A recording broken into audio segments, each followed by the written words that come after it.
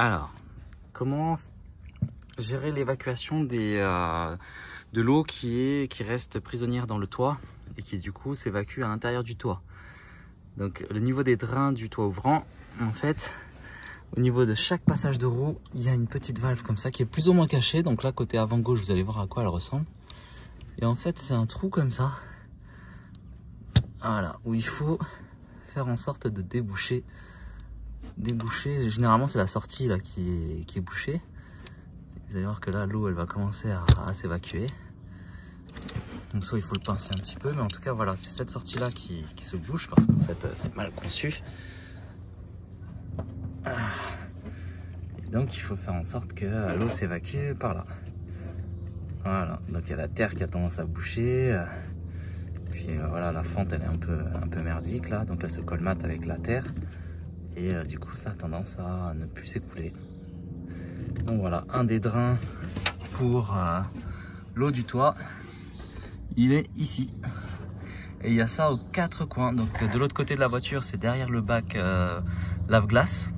Donc là, je suis du côté conducteur. Hop.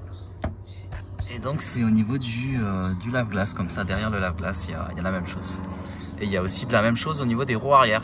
Les roues arrière, c'est pareil, c'est du côté siège passager, là, des sièges, donc dans le passage de roue côté siège.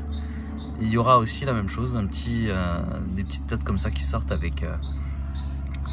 Et ces merdes-là, bah, j'ai vu qu'il y avait des personnes qui avaient tendance à couper une paille. Donc une paille de restaurant, là, de verre, en plastique, et du coup la mettre à l'intérieur pour faire en sorte que le tout reste rond. Voilà, il reste ouvert. Donc ça permet de justement optimiser le système et faire en sorte que ça se bouge pas, quoi. Donc en mettant une paille. Voilà. Voilà, l'idée du système avec la paille, c'est de couper des morceaux comme ça. Et après de les insérer dans le bec. Voilà, et du coup de faire une sortie comme ça. Ça permet de garder le système d'origine et de permettre l'évacuation quand il y a de l'eau qui doit partir. Une évacuation un peu plus grande.